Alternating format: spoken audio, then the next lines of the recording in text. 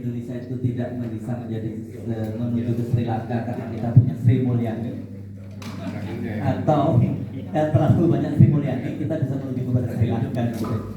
Sekarang ini kalau kita amati sudah ada satu, saya lihat ada satu dirijen ya, ada satu orkestra itu di kalangan pemerintah mulai bicara tentang betapa besarnya subsidi bahan bakar, ya bahan bakar pemerintahan Profesor Cadas. Apa itu ya kan kita sudah mulai satu Anda lihat, kalau Anda buka semua media itu semua sudah mulai bicara satu suara bahwa ini ada problem yang serius, bahwa kita subsidi bahan bakar minyak yang 510 triliun itu pemerintah tidak kuat lagi. Presiden udah lama memberikan sinyal-sinyal. Dan terakhir yang ngomong itu saya amati adalah Menteri Investasi, ya. Dan kita tahu belakang siapa Menteri Investasi. Selama ini kan beliau sekarang menjadi salah satu operator dalam berbagai operasi politik yang dilakukan oleh Presiden Jokowi sampai kita dengan 3 periode. Oke, silakan Mas Anton. Iya, terima kasih Mas Hersu. Selamat siang Pak Gatot, Pak Kaban, Pak Baktiar, dan Bung Hatta, sama ya Bung Rasid, Bung Muslim, Pak Safril. Jadi sini judulnya menggelitik ya, selamatkah Indonesia di dalam sistem bernegara hari ini? Apa sistem bernegara hari ini? Di mana sistemnya? Apa sistem bernegara ini? Sistem bernegara hari ini, kalau di dalam konteks, kalau kita lihat dari kekuasaan dari pemerintahan, eksekutif, yudikatif, dan legislatif, ini sudah tidak ada. Jadi sistem bernegara kita ini sudah bukan ada sistem yang check and balances, tapi ini adalah sudah sistem tirani. Jadi ini memusatkan kekuasaan untuk bersama-sama, dan saya kategorikan ini adalah sistem tirani. Lalu mereka tirani adalah membuat hukum demi kelompoknya sendiri, untuk kepentingan kelompoknya. Nah, jadi contohnya adalah beberapa undang-undang yang dibuat adalah untuk kepentingan kelompok itu sendiri. Jadi tidak mementingkan rakyat banyak. Dan dampaknya ini adalah sudah sangat luar biasa dari sudut ekonomi. Bahwa kalau kita flashback ke belakang, ya, sewaktu benar bahwa di Pak Harto juga Orde Baru juga tidak ada check and balances, benar itu. Tetapi bahwa kepemimpinan dari Orde Baru itu masih memikirkan kepada rakyat. Contohnya, itu waktu sumber daya dikuasai oleh negara. Semua hasil dari kenaikan harga komoditas, harga minyak, karet, dan sebagainya, semuanya itu dikembalikan kepada APBN. APBN kita meningkat tajam. Tetapi sekarang, sejak reformasi, kita bisa lihat perluasan lahan untuk komoditas, untuk khususnya batu bara, itu dikuasai oleh sekelompok masyarakat saja, sekelompok pengusaha. Ekspor batu bara dari 2004 sampai dengan 2019 itu adalah 245 miliar US dollar. Artinya sekitar dengan kurs saat ini adalah sekitar 3.750 triliun, sekitar gitu ya, 3.750 triliun. Dan menurut saya adalah paling sedikit setengahnya, atau dari 245 paling sedikit 100 miliar itu adalah profit. Berapa banyak itu? Dan batu bara adalah dikuasai oleh segelintir pengusaha. Nah, kita lihat sejak 2004, terus di 2015 ini semakin ekonomi ini semakin, kalau kata-kata saya mah, semakin brutal. Penguasaan ini semakin transparan bahwa ini dikuasai, dan kebijakan fiskal, jadi ekonomi politik fiskal ini sangat tidak berpihak kepada rakyat. Contohnya apa?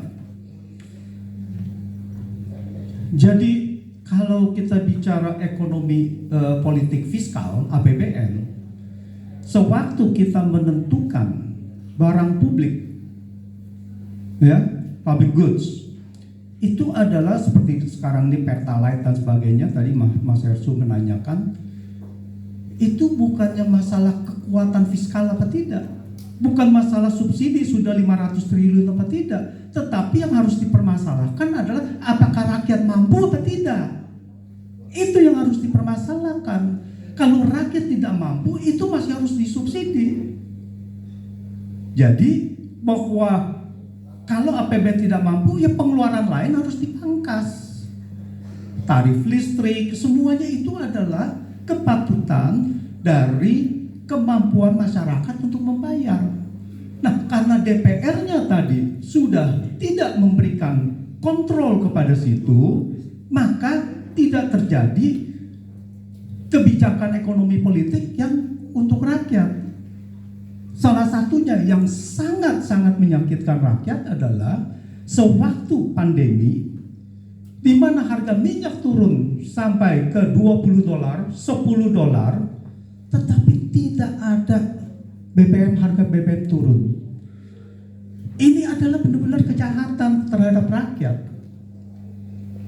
Begitu naik, langsung naiknya cepat sekali. Nah, ini yang dimaksud dengan ekonomi politik fiskal kita. Ini sangat tidak pro rakyat, malah menzalimi, malah mencederai rakyat. Dampak dari DPR tidak ada fungsinya, tidak memainkan fungsi itu optimal. Proyek-proyek ini, proyek infrastruktur ini membengkaknya itu bukan, kalau dulu masih puluhan miliar dan ratusan miliar mata kita sudah melotot. Sekarang ini triliunan. Jalan tol Cilincing, Cibitung, itu biaya proyek naik dari sekitar 4 triliun menjadi 10,2 triliun. Bayangkan, biaya membengkak dari 4 triliun menjadi 10,2 triliun. Dan itu menjadi salah satu biaya pembangunan tol yang termahal di dunia. Dan juga kereta cepat. Cost overrun-nya, biaya bengkaknya adalah 1,9 miliar dolar, setara dengan 28 triliun. Itu pembengkakan. Bagaimana bisa proyek 6 triliun bengkaknya 2 triliun, sepertiga, lebih dari 30%. Apa bengkaknya? Kalau kita lihat dari 6 miliar saja, itu adalah sudah salah satu yang termahal. Kalau harga proyek yang sama di China itu cuma maksimum 3 miliar, karena dia 21 juta dolar per kilometer. Kita cuma ada 142 kilometer.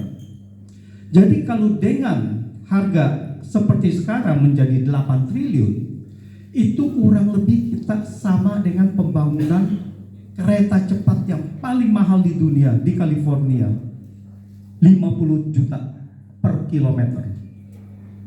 Kita lebih dari situ juga, kurang lebih sama. Jadi bayangkan di Indonesia dengan 142 kilometer kereta cepat, lalu biaya proyeknya itu yang menjadi termahal di dunia. Tapi apa rakyat bisa apa? DPR sudah begitu. Jadi pasti kalau ini berlanjut, pasti kalau ini 2024 berlanjut seperti ini, pasti negara ini tidak selamat. Saya jamin itu. Kalau kita di 2018, sekarang 2018, maka rakyat miskin kita itu ada 150 juta orang atau 56%. menurut Bank Dunia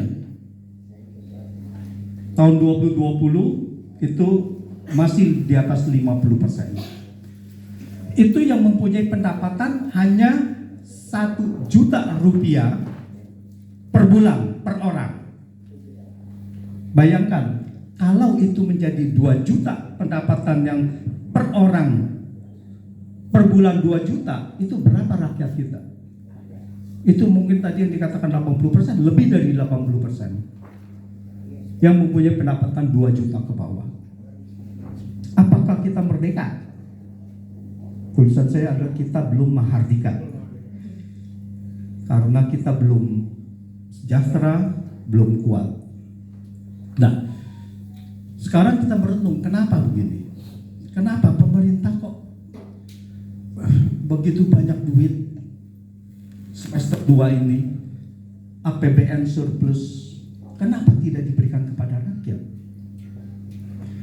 Sekarang saya merenung, saya melihat bagaimana Stalin mempertahankan kekuasaannya. Sekarang pertanyaannya, apakah Stalin itu adalah komunis atau diktator? Dan lebih kecenderungannya lebih banyak diktator. Pada saat itu Stalin mempertahankan kekuasaannya dengan mengatakan, dengan dia berpikiran bahwa rakyat itu harus dimiskinkan supaya tidak ada kekuatan untuk melawan.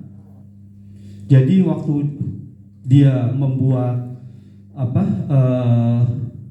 kooperatif untuk land reform, semuanya diambilin, rakyat yang harus bertanam tanpa dibayar, semuanya disedot sama dia mengenai hasil-hasilnya, dan terjadilah kelaparan di Ukraina.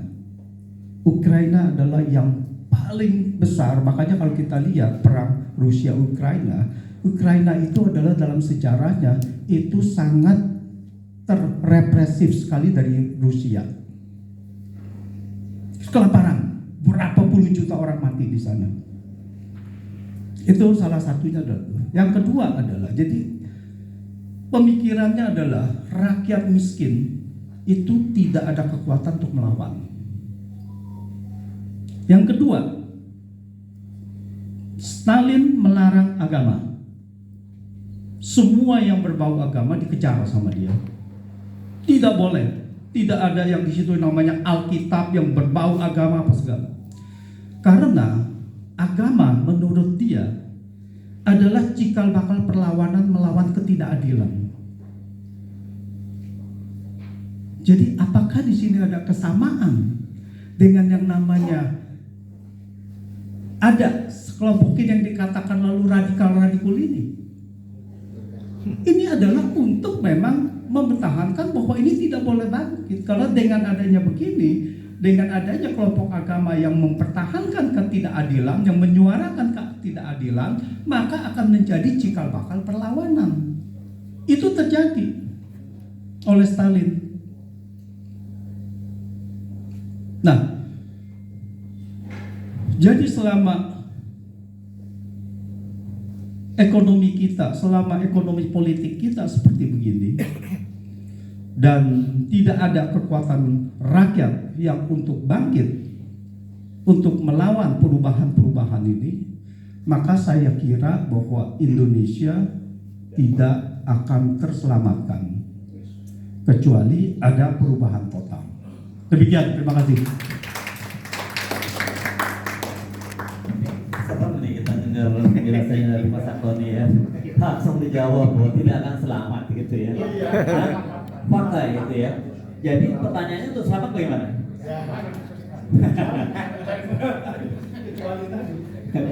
Perubahan kota. Ya, ini balik dulu ke politik ya. Saya ingin melihat dari sisi perspektif politik lagi. Saya silakan Dr. Mulyadi dari Sekolah Kajian Strategi Global dari Universitas Indonesia.